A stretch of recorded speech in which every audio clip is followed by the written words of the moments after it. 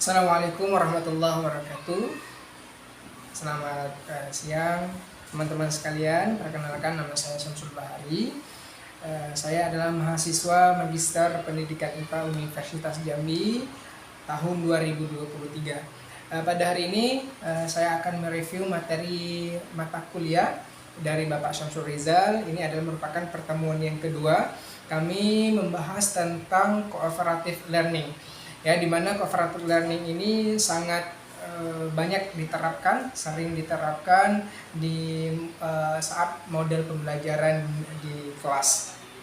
Baik teman-teman sekalian, cooperative learning ini pada umumnya adalah pembelajaran berkelompok kecil, ya. Di dalam kelas itu anak-anak saat belajar dia diberi atau dibagi per kelompok, ya, agar apa? Agar tujuannya untuk berkelompok ini adalah anak-anak bisa mengasah skillnya, baik itu dalam komunikasinya, kemudian dalam kerjasamanya, kemudian dalam tanggung jawabnya. Ini merupakan salah satu tujuan dari cooperative learning, model pembelajaran cooperative learning.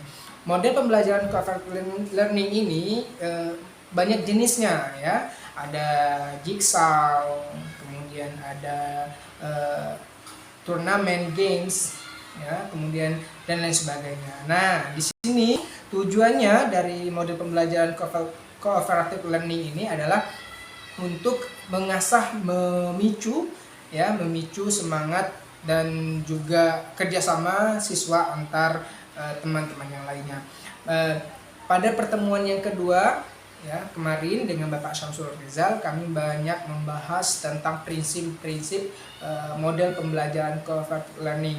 Ya, diantaranya prinsip yang pertama itu adalah dengan cooperative learning itu ada prinsip yang pertama itu ada tanggung jawab.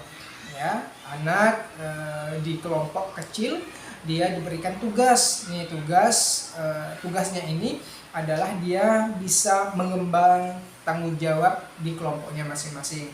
Nah, kemudian selain tanggung jawab itu ada tatap muka. Ya, dengan pembelajaran cooperative learning ini anak bisa langsung face to face, ya, bertatap muka, berdiskusi dengan teman yang lainnya. Tujuannya adalah ini untuk membangun komunikasi, ya, komunikasi antar teman, kemudian menumbuhkan sosial, ya, sosialisasi terhadap teman dan lain sebagainya. Itu yang kedua. Kemudian prinsip yang ketiga itu adalah ketergantungan yang positif. Tergantungan positif ini adalah anak itu dia tidak bisa di dalam kelompok kecil, dia tidak bisa belajar itu secara mandiri atau secara sendirian, tidak bisa. Karena apa? Karena kalau dalam kelompok itu pastilah kita tergantungan dengan orang lain. Ya, tergantung dengan orang lain. Misalnya kita menjelaskan materi, apabila kita tidak mengerti, kita membutuhkan orang lain, itu merupakan salah satu ketergantungan positif, ya, tergantungan positif di dalam kelompok. Nah, kalau kita misalnya tidak mengerti suatu pembahasan, maka teman yang lain itu bisa menjelaskan kepada kita, ataupun nanti kalau teman lain menjelaskan kurang paham, maka kita bisa menanyakan ke guru sebagai fasilitator dalam pembelajaran. Itu yang ketiga, ya. Yang pertama tadi itu adalah tanggung jawab, ya, tanggung jawab, kemudian ada tatap muka, kemudian ada ketergantungan positif, kemudian yang keempat itu adalah komunikasi antar siswa. Baik teman-teman sekalian, yang keempat ini adalah prinsip yang keempat cooperative learning itu adalah komunikasi antar siswa. Ya, jelas ya teman-teman, kalau kita berkelompok itu ada namanya interaksi, ya, interaksi antara satu siswa dengan siswa yang lain. Di interaksi itu pastilah ada yang namanya komunikasi, ya, komunikasi yang pasti adalah komunikasi yang positif, ya, komunikasi yang positif antar siswa.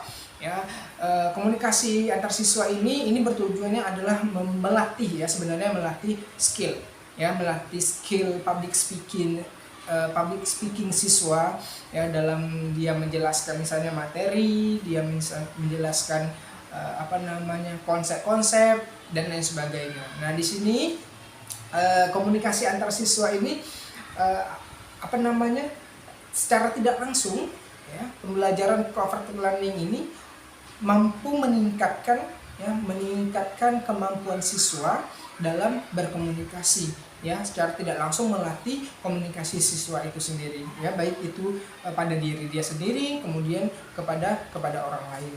Nah, kemudian yang kelima itu adalah evaluasi proses kelompok. Nah, perlu kita ada evaluasi baik secara asesmen atau observasi dan lain sebagainya.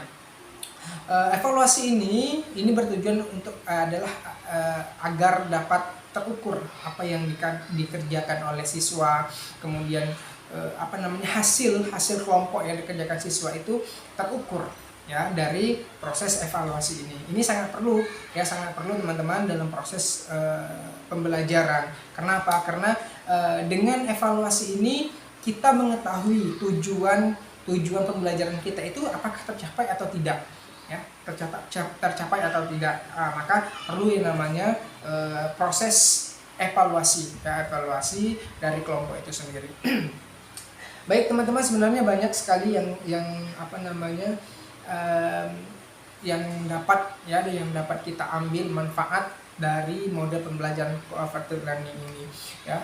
Manfaatnya itu adalah salah satunya mengembangkan tingkah laku siswa yang kooperatif ya. Di sini artinya adalah kita membangun istilahnya ya, perilaku yang positif.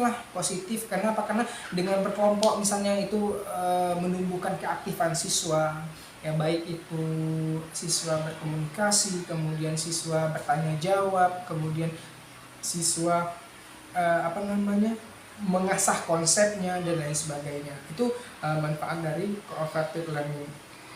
Kemudian dengan cooperative learning ini antar siswa itu dapat memicu yang namanya ide yang baru.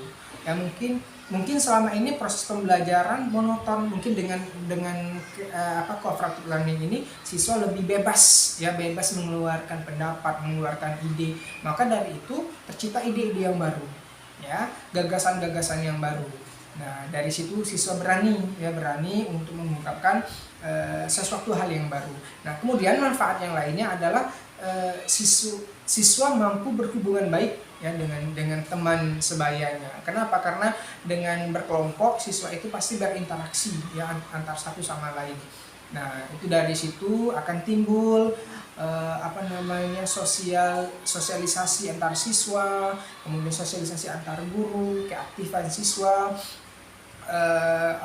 memperbaiki hubungan antar siswa. Kenapa? Karena kalau kita belajar berkelompok itu pastilah kita saling membutuhkan ya. Kita membutuhkan orang lain juga membutuhkan kita ya, karena kita saling tergantungan yang positif di saat kita belajar kelompok itu.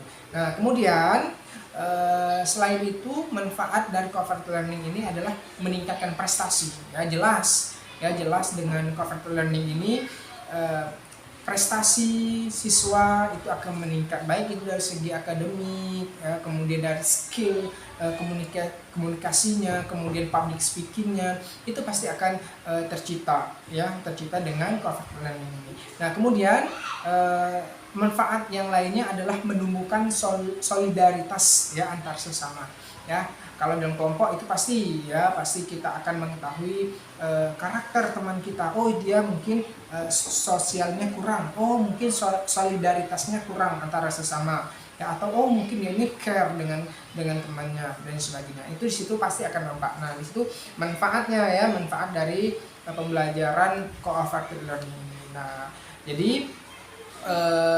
kita dianjurkan untuk membuat model pembelajaran di sekolah, di kelas, agar apa? Agar proses pembelajaran kita itu tidak boring ya, tidak bosan, tidak monoton. Jadi kalau ada aktivitas dari anak yang membuat anak itu aktif, nah maka tujuan pembelajaran kita itu akan tercapai dan juga prestasi siswa itu akan meningkat, hasil belajar siswa itu akan membaik. Ya, itu teman-teman review materi dari Bapak Syamsul Rizal pertemuan yang kedua tentang prinsip-prinsip dari Qafatul Rahmi.